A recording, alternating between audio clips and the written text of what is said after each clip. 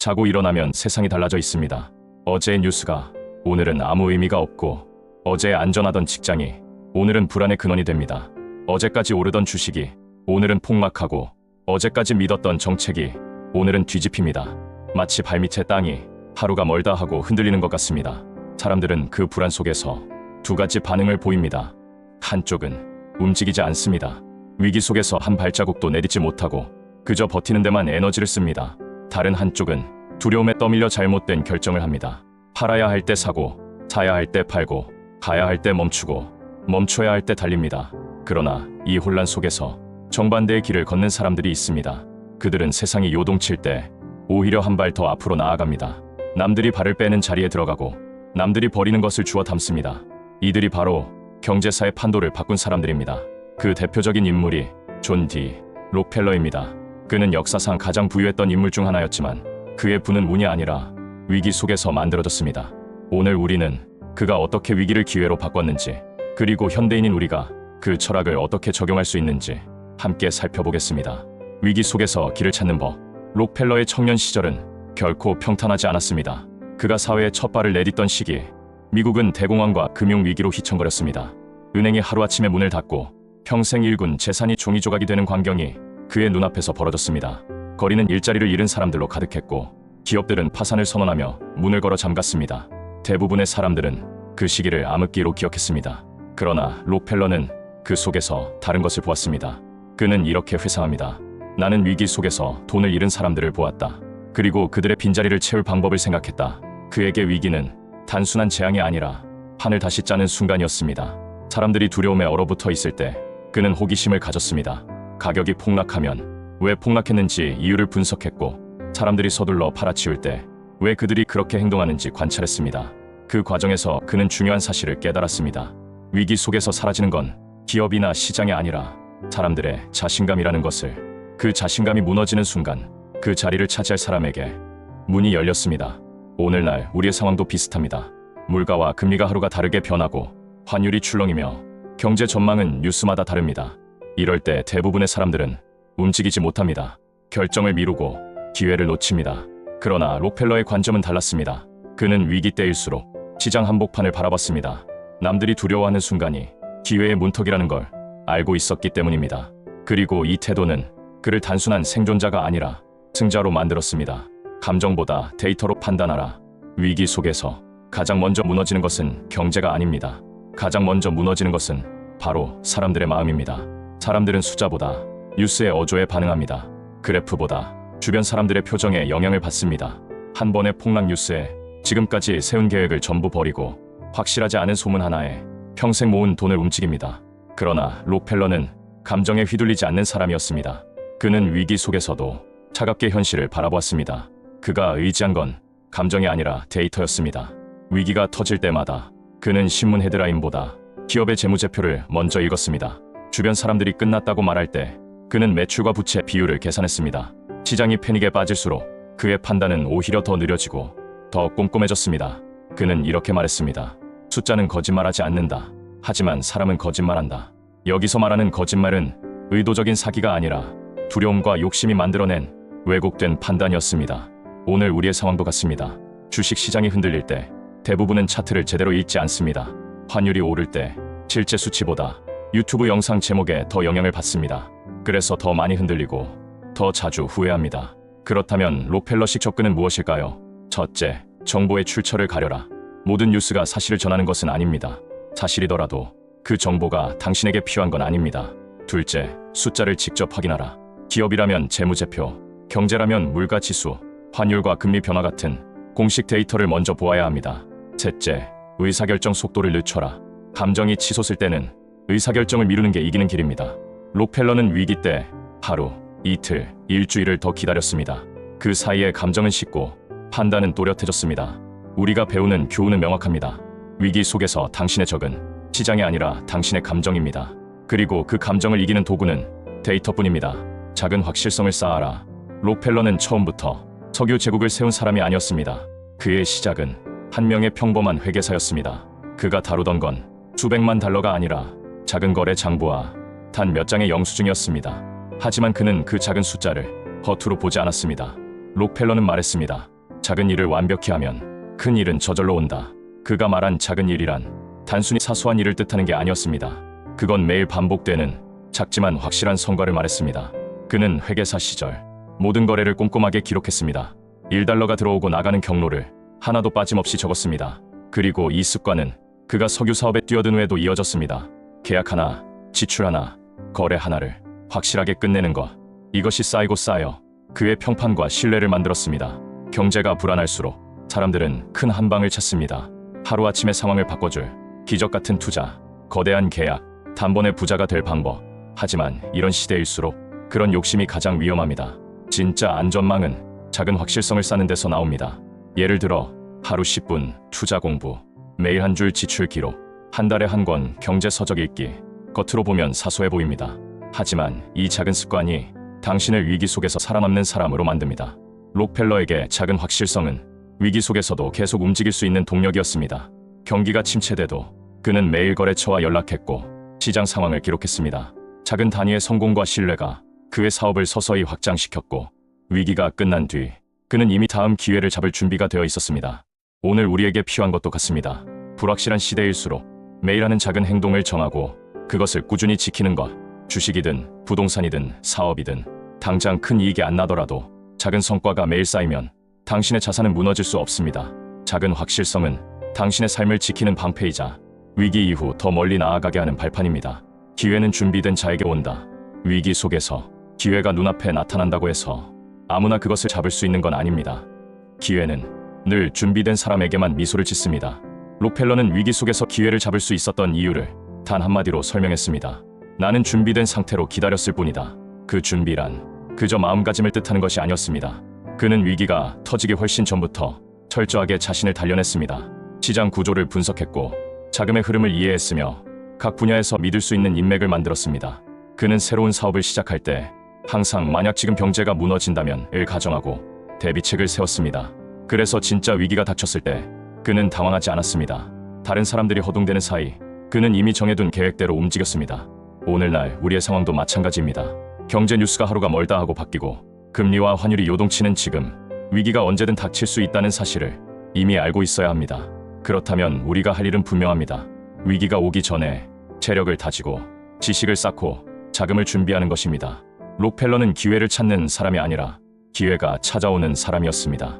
그 이유는 그가 늘 준비되어 있었기 때문입니다.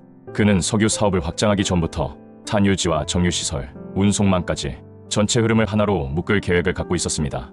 위기가 터져 경쟁자들이 설비를 팔아야 하는 상황이 오자 그는 망설임 없이 사들였습니다. 자금도 인력도 계획도 이미 갖추고 있었기 때문입니다. 현대인인 우리도 이 교훈을 실천할 수 있습니다. 첫째, 지식 준비. 당신이 속한 분야에서 가장 중요한 데이터와 흐름을 남보다 먼저 이해하십시오. 둘째, 자금 준비. 비상금과 투자금을 구분하고 위기 때 쓸 수 있는 유연한 자금을 만들어 두십시오. 셋째, 네트워크 준비. 당신이 어려울 때 도와줄 수 있는 사람 또는 함께 기회를 잡을 수 있는 사람과 평소 관계를 쌓아 두십시오. 기회는 항상 옵니다. 하지만 준비 없는 사람에게는 그저 스쳐 지나갈 뿐입니다. 준비된 자만이 그 순간을 운명이 아니라 결과라고 부를 수 있습니다. 군중과 반대로 움직여라. 록펠러를 가장 강력하게 만든 무기는 그의 판단력이었습니다. 그 판단력의 핵심은 군중과 반대 방향으로 움직이는 용기였습니다. 사람들이 몰려가는 곳은 대부분 이미 기회가 사라진 곳입니다. 사람들이 다급히 떠나는 곳이야말로 새로운 기회가 숨어있는 자리입니다. 그는 이렇게 말했습니다. 군중이 왼쪽으로 달릴 때 나는 오른쪽을 본다. 19세기 후반 미국의 석유 시장이 붕괴 위기에 처한 적이 있었습니다. 가격이 폭락했고 기업들은 생산 설비를 헐값에 팔고 있었습니다. 대부분의 사업가들은 이제 석유 사업은 끝났다고 말하며 떠났습니다. 하지만 록펠러는 그때가 바로 확장할 기회라고 판단했습니다. 그는 경쟁자들이 버린 설비를 사들였고 정유시설과 운송망을 하나로 묶어 독보적인 경쟁력을 확보했습니다. 결과적으로 위기가 끝났을 때 그는 시장의 절대적인 지배자가 되어 있었습니다. 군중과 반대로 움직인다는 것은 무모하게 반항하는 것이 아닙니다. 그것은 냉정한 분석과 철저한 준비를 바탕으로 한 선택입니다. 오늘날에도 이 원칙은 그대로 적용됩니다. 주식시장에서 모든 사람이 한 종목에 몰릴 때 그 종목은 이미 고점일 가능성이 큽니다. 부동산 시장이 폭등해 뉴스가 지금 아니면 늦는다고 외칠 때 그 순간이 바로 조심해야 할 때입니다. 반대로 모두가 등을 돌리고 외면하는 자산, 모두가 포기한 시장에서 당신은 보석을 발견할 수 있습니다. 이것은 투자에만 국한되지 않습니다. 직장에서도 마찬가지입니다. 모두가 피하려는 어려운 프로젝트, 아무도 맡으려 하지 않는 힘든 일 속에 당신을 성장시키는 기회가 숨어 있습니다. 사업에서도 같습니다. 유행이 지나간 아이템 속에서 새로운 수요를 발견하는 사람이 다음 시장을 선도합니다. 군중 심리는 공포와 욕망에 의해 움직입니다. 공포가 극에 달했을 때, 욕망이 지나치게 부풀었을 때, 그 반대편에는 늘 진짜 기회가 있습니다. 록펠러가 보여준 길은 분명합니다. 군중이 왼쪽으로 달릴 때 그저 서 있는 것도 같이 달리는 것도 아닌 오른쪽을 보는 사람, 그것이 진짜 부자가 되는 사람입니다. 돈보다 평판을 관리하라. 록펠러는 석유 제국을 세운 거대한 재벌이었지만 그의 진짜 자산은 돈이 아니었습니다. 그의 가장 큰 자산은 바로 평판이었습니다. 그는 이렇게 말했습니다. 평판을 잃으면 모든 것을 잃는다. 석유 사업 초기에 그는 수많은 경쟁자들과 협상해야 했습니다. 가격 협상, 계약 조건, 운송망 공유, 원유 공급, 모두가 서로의 이익을 노리는 상황이었습니다. 그런데도 록펠러와 거래한 사람들은 그를 믿을 수 있는 사람으로 기억했습니다. 그가 약속한 기일에 기름이 도착했고 계약한 조건은 한 번도 뒤집히지 않았습니다. 이 신뢰가 쌓여 위기 때마다 사람들이 그를 먼저 찾게 만들었습니다. 평판은 돈보다 강력한 보증서입니다. 돈은 잃으면 다시 벌 수 있지만 평판은 한 번 잃으면 다시는 회복하기 어렵습니다. 오늘날의 경제 환경에서도 평판은 여전히 가장 중요한 자산입니다. 직장에서 당신이 어떤 프로젝트를 맡았을 때 마감과 품질을 지키는 사람이라는 평판은 승진과 기회를 불러옵니다. 사업에서 고객과의 약속을 지키고 문제가 생겼을 때 먼저 책임을 지는 기업은 위기에도 살아남습니다. 평판을 관리하는 것은 단순히 좋은 이미지를 만드는 것이 아닙니다. 그것은 매일의 작은 행동에서 시작됩니다. 첫째, 회의에 늦지 않는 것. 둘째, 약속한 날짜에 보고서를 제출하는 것. 셋째, 거래에서 조건을 바꾸지 않는 것. 넷째, 문제가 생기면 숨지 않고 대응하는 것. 이 작은 습관들이 쌓여 당신의 이름을 신뢰로 바꿉니다. 록펠러는 위기 때 평판을 가장 강력한 무기로 사용했습니다. 그의 경쟁자들은 위기가 닥치면 계약을 어기거나 조건을 바꾸었지만 그는 끝까지 약속을 지켰습니다. 그래서 사람들이 그에게 다가왔고 그의 손을 잡았습니다. 돈은 잃어도 평판이 남아있다면 다시 시작할 수 있습니다. 하지만 평판을 잃으면 돈이 있어도 기회는 사라집니다. 그러니 위기 속에서도 당신이 지켜야 할 마지막 자산은 통장이 아니라 이름입니다. 그 이름에 신뢰가 남아있다면 당신은 이미 반쯤 승리한 것입니다. 위기를 견디는 체력, 돈과 전략만으로 위기를 이길 수 있다고 생각하는 사람들이 많습니다. 하지만 록펠러는 달랐습니다. 그는 이렇게 말했습니다. 몸이 무너지면 판단력과 시행력도 함께 무너진다. 그가 세운 제국은 단 몇 달, 몇 년의 단기 승부로 만들어진 것이 아니었습니다. 수십 년에 걸쳐 끊임없는 도전과 위기를 견뎌야 했습니다. 그 긴 시간을 버티게 한 힘은 바로 체력이었습니다. 록펠러는 철저히 자기 몸을 관리했습니다. 매일 아침 같은 시간에 일어났고 규칙적인 식사와 절제된 양을 유지했습니다.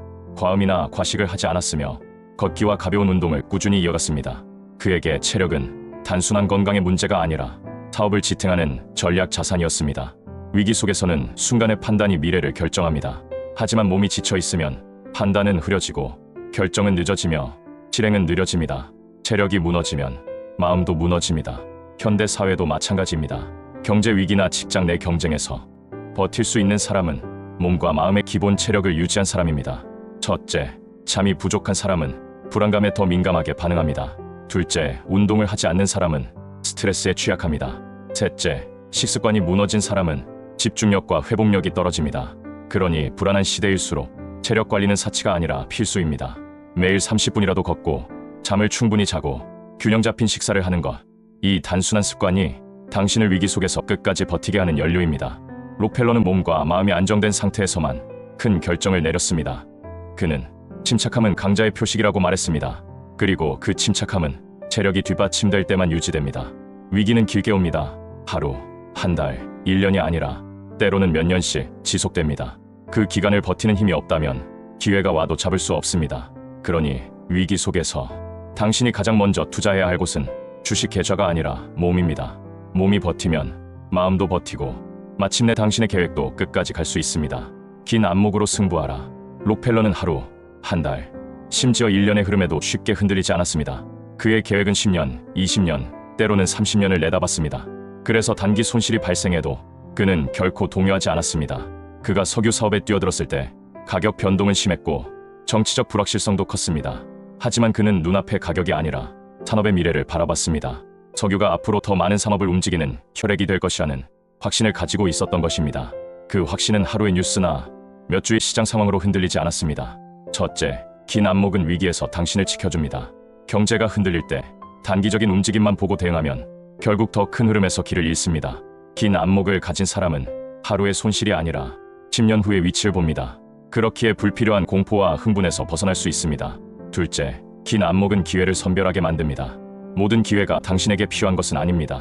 지금 당장 수익을 줄 수 있는 일이라도 당신의 장기 목표에 맞지 않으면 그것은 오히려 발목을 잡는 선택이 될 수 있습니다. 록펠러는 이런 함정을 피했습니다. 그는 눈앞의 이익보다 미래의 지배력을 더 중요하게 여겼습니다. 오늘 우리의 삶에서도 이 원칙은 그대로 적용됩니다. 투자에서는 단기 수익률보다 장기 복리의 힘을 믿어야 합니다.